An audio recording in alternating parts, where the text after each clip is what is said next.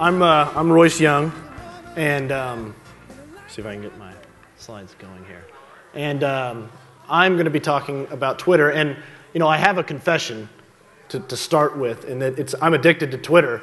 And originally I thought I was going to come to grips with it, and the first step to recovery was me admitting this. But really I thought about it as, if you're not addicted to Twitter too, then what's wrong with you? Because at this point, it's not just a fad. It's not something that we're all just kind of going along with and trying to pay attention to.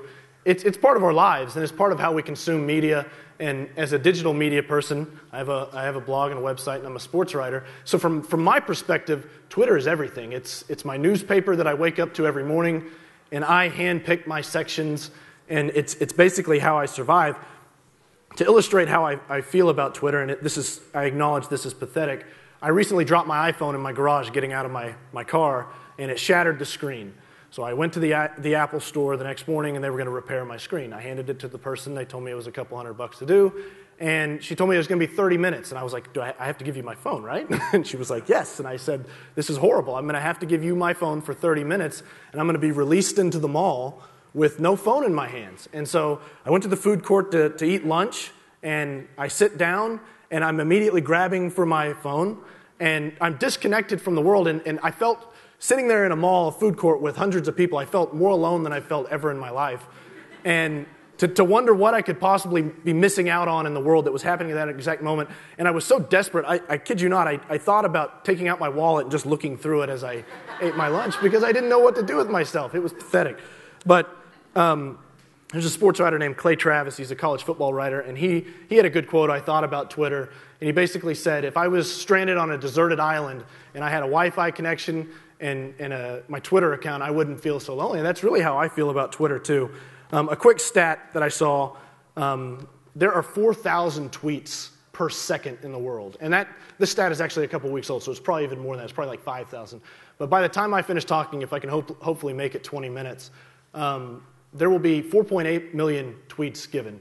And that's including, I think, evidently, Daniel Gordon will have about 2 million of those or so.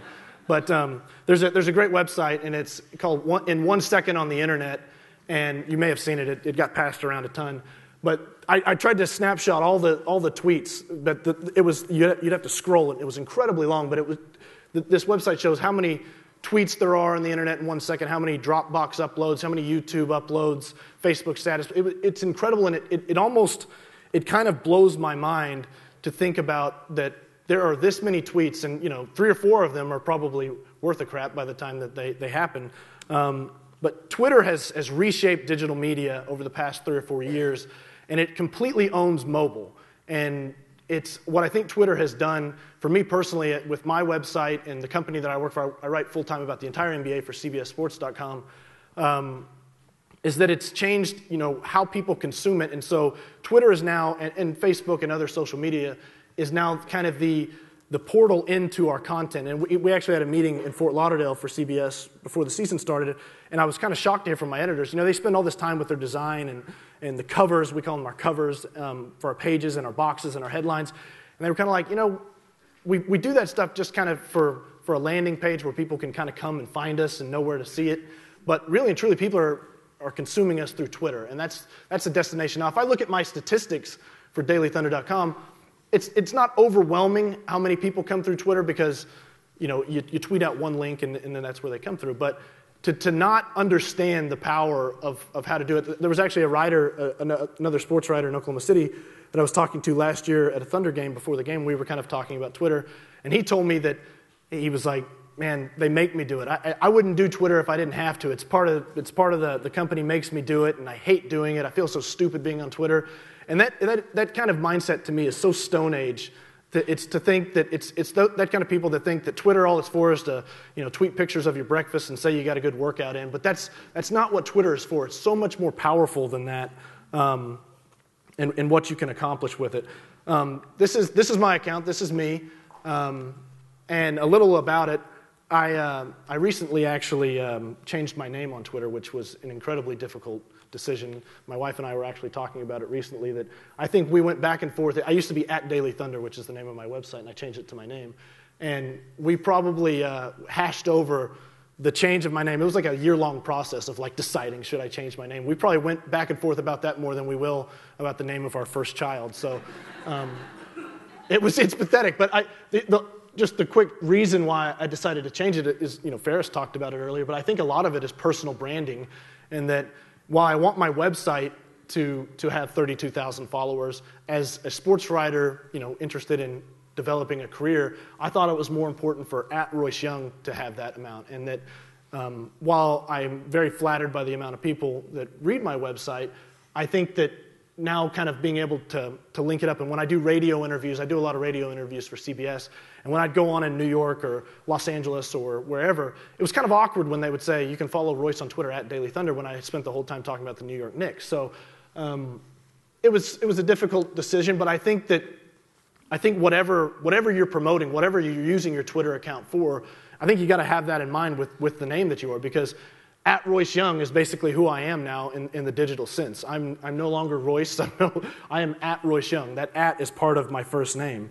One thing I want to talk, and I'm going to talk more about what I tweet about later, but this tweet, for instance, the Thunder played a preseason game the other night against the Chicago Bulls, and I tweeted out this is the little post-game story I wrote about it. Nothing fancy. You try to put something in there that's going to make the link clickable, make somebody want to read the crap that you wrote.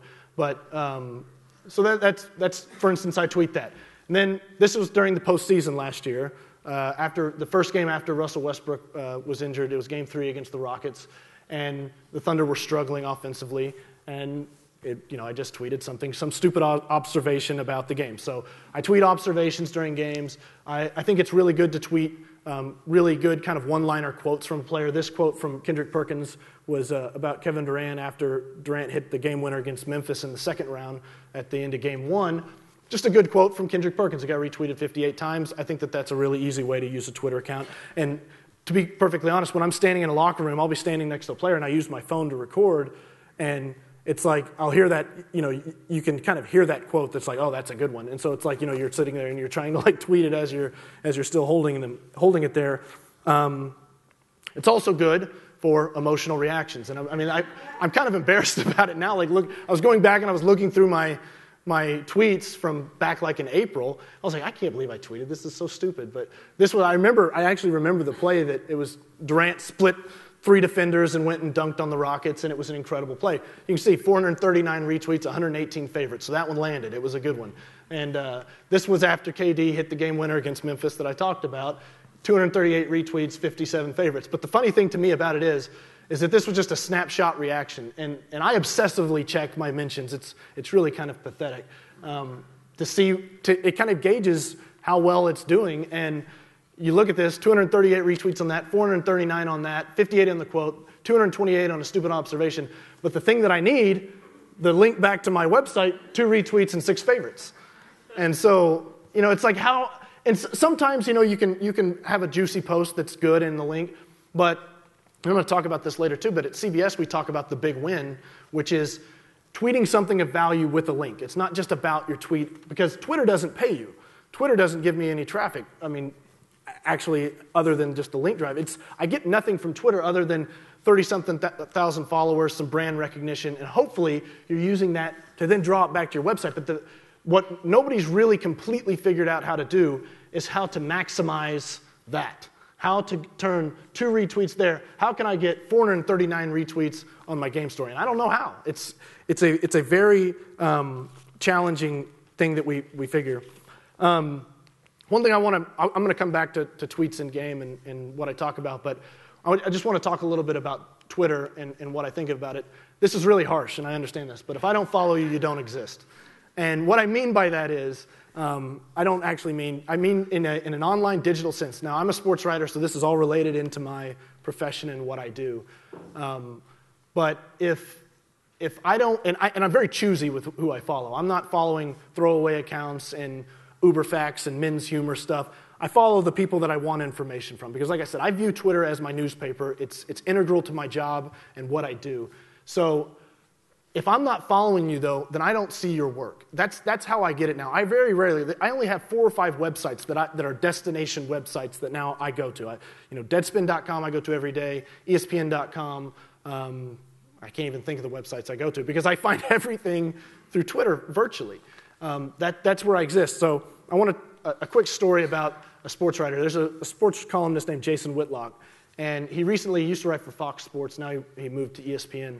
And his whole shtick is he's kind of a controversial, kind of a trolley type of columnist. Likes to, and I really respect that. He's a very thought-provoking columnist, but he kind of likes to needle and pick. And as you can imagine, without an editor on Twitter, he takes that to an extreme. And Jason Whitlock, I think it even says it in.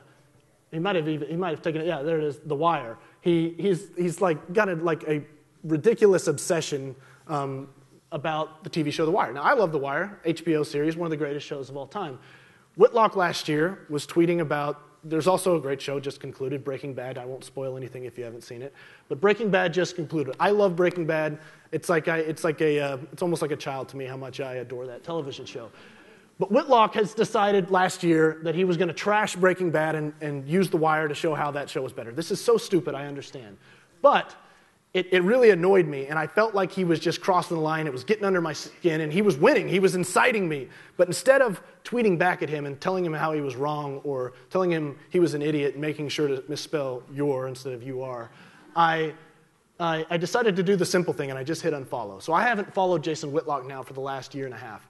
And because of that, I don't see any column that he tweets. I haven't read a Jason Whitlock column probably in a year and a half because I don't see it when he tweets it. I don't know when he's going on television to make an appearance. I don't know when he's doing a radio appearance. I don't know when he's been on a podcast. Unless somebody retweets him on my timeline that I follow, to me, Jason Whitlock doesn't exist anymore as a sports writer. And I think that a lot of that has to do with now what Twitter has kind of reshaped is that it has less to do with the company masthead and the company that this person writes for. Because he writes for the big one. He writes for ESPN.com. He used to write for Fox Sports, but he's at the mothership now. And it doesn't matter to me because it's less about the company logo and who they're with and more about that individual writer. So to me, Twitter empowers the individual. And especially in sports writing and a lot of other media, is that now, as an individual sports writer, you control your readership, and it brings people directly to you. My favorite sports writer, my biggest influence for sure, and most anybody my age would agree, is Bill Simmons. 2.2 million followers on Twitter. I believe he's probably easily the most followed sports writer there is. And over the past year and a half or two, he writes for ESPN.com, but ESPN.com started off another branch website called Grantland.com. And it was kind of an experimental thing, and it's got its own editorial staff, and it's a branch of ESPN. And it's been really successful. And the biggest reason to me that it's obvious is because when Bill Simmons went to it, 2.2 million people went with him.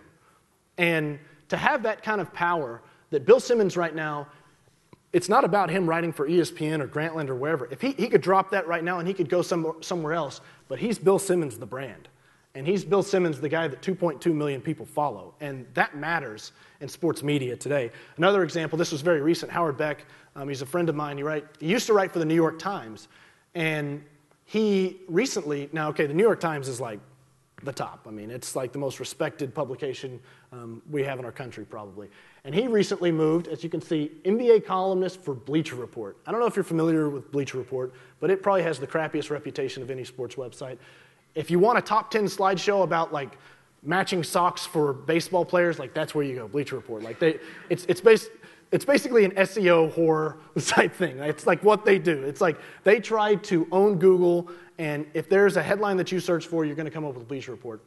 And it's got a really bad reputation for people like me that try to consider them serious sports writers. But now Howard Beck, who used to write at the New York Times, went to Bleacher Report. I haven't read anything at Bleacher Report. I don't know when. But now I read Bleacher Report because I went with Howard Beck when he went there. And so when he tweets one of his links, I am now on BleacherReport.com, somewhere I never thought that I would be. And I'm reading what he has to say. So all that's to say that Twitter now gives an individual sports writer the power that he's never had before. And a quick side story to that, I think with your follower count and your follower ratio, I think a lot of people make a mistake. This is just a little sidebar. But if Howard Beck had 61,000 followers and he was following 55,000, that makes you look bad. And so I think that Twitter also gives you instant credibility. It's not just about empowering you to have a follower base that goes with you somewhere, but it gives you credibility. Because when you go to Howard Beck's account, you see he's got 60,000 followers. It's like, oh, he must be somebody, and he's only following 545. He must be doing something. If you have 15,000 followers, if you have 5,000 followers versus 100, it makes it look like you're doing something. The story is that I recently was hired by the Sports Animal to go on air and talk about the Thunder. And one of the first things that the general manager of Cumulus, who owns Sports Animal, said when we sat down and we were talking, is he was like, tell me a little bit about yourself. So we're talking. And he immediately goes, so you've got 33,000 followers on Twitter, huh? And I was like, yeah. And he was like, that's really kind of why we want you, is because we want that. Who's the guy that's got this amount of followers and we want to get that? And I said, I don't know why that is that way.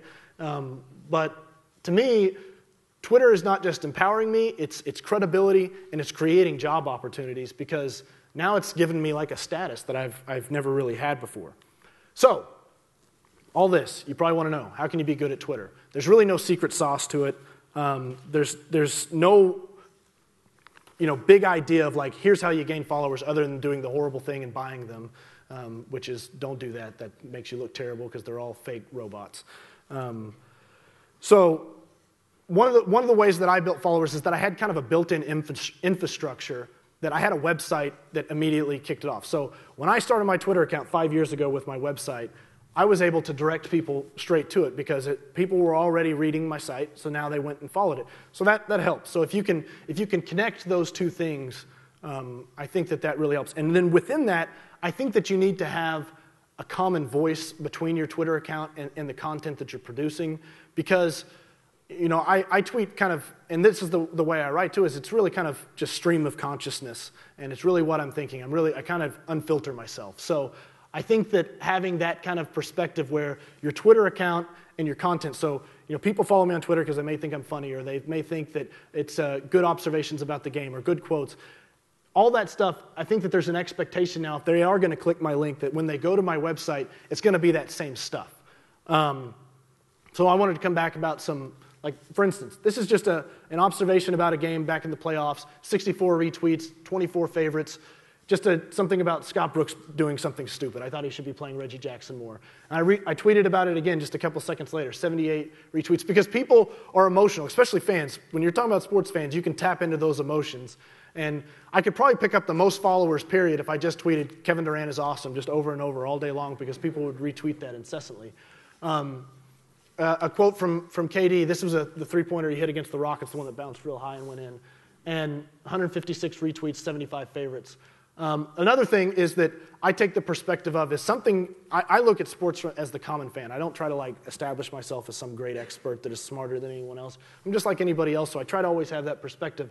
So if anything is interesting to me, I would imagine it's interesting to somebody else. So always make sure to tweet just an interesting stat that I may have looked up. But all that is to say, I pick up more followers during games, tweeting about a game, than I do at any other point, because that's when the most eyeballs are on my Twitter account, I think. Because when I tweet something, I may tweet out a link or may tweet out a stat or whatever, but all 32,000 people that are following me are not on Twitter at that exact moment.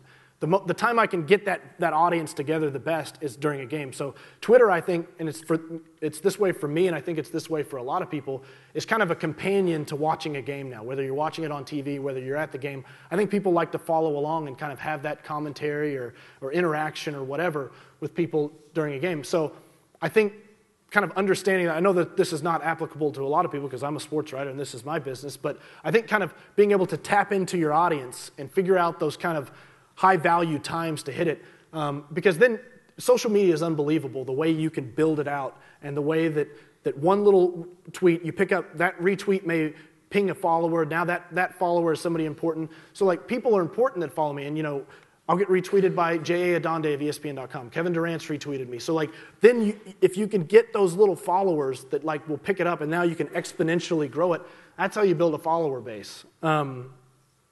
So I think just a couple points that I kind of key on when I'm tweeting or when I'm trying to focus about what I'm doing is that I always try to pay attention to the details. Like I said, I try to have kind of my own personal style book and common voice that I'm looking to tweet things with. I pay attention to the small things, it's almost like I retweet, every retweet, it's, either hit the retweet button or the RT at. Like, come up with your style. Do it consistently. Every link that you put, do it consistently, whether it's with a URL shortener or whether it's with something else, whether it's with dashes or colons. I think the small stuff matters in legitimizing your Twitter account, because this is kind of the portal into your business or to your website or to your content. So I think a lot of people know me as much for the Twitter account as they would for my website. So it's about kind of portraying that professionalism through that, which is terrifying because there's no editor, there's no oversight. It's just me kind of unfiltered, but that's the way it is. And I think another thing is that you got to stay focused and you got to stay ready. This tweet I sent out after the May 20th tornado, and as you can see, I just got through saying that there shouldn't be a typo, but I accidentally capitalized tornado, which just kills me, and I look at that all the time.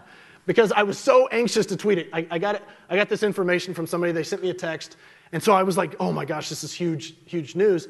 And it's like my Mona Lisa tweet. Look at it, 10,000 retweets. It's the best one I've ever had, and like everything else in my career, it's thanks to Kevin Durant.